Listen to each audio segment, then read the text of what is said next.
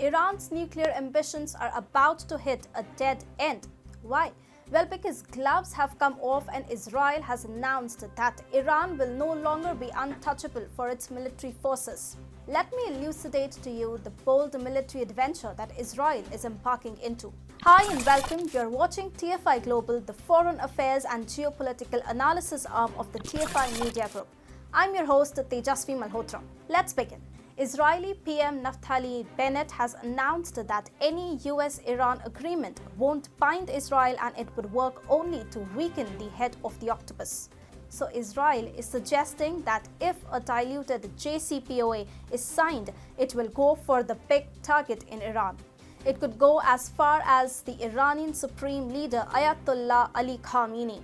Presently, Israel is on a military shopping spree. Missiles, rockets, ammunition, refueling aircraft, development of laser-based interceptor systems, offensive and defensive cyber tools, and restocking of supplies. All such military equipment purchases have picked up. So are we looking at another bold Israeli military adventure? Perhaps yes. Iran's nuclear ambitions are about to hit a dead end. Why?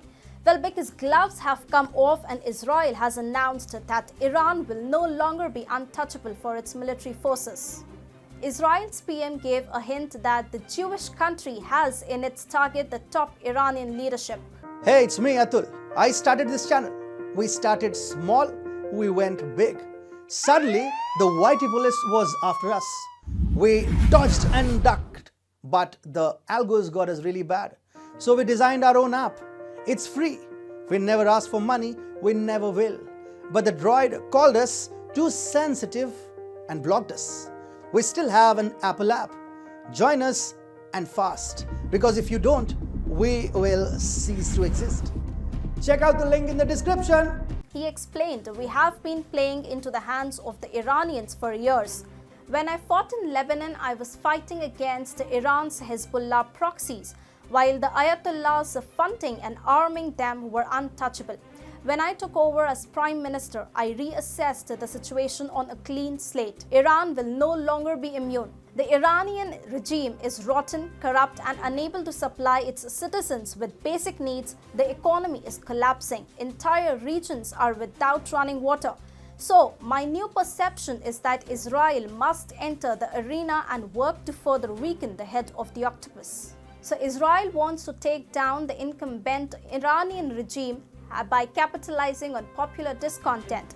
To put it bluntly, Israel could be visualizing a civil war in Iran, and how do you ignite it? By weakening the head of the octopus. Israel is being practical here. It knows that Biden is desperate for JCPOA ahead of the US midterm polls. He will sign a nuclear deal with Iran and act under Iran's terms.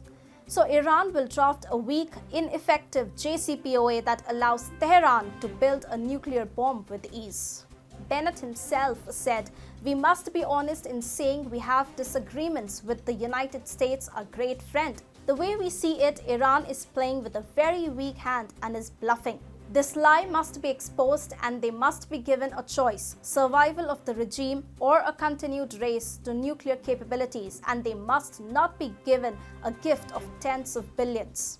But he also made it clear that a US-Iran agreement will not bind Israel. So if Israel wants to weaken the head of the octopus, a diluted JCPOA between the US and Iran will be no obstacle. So at any cost, Israel won't let Iran build a nuclear program, even if it means taking down the Iranian supreme leader.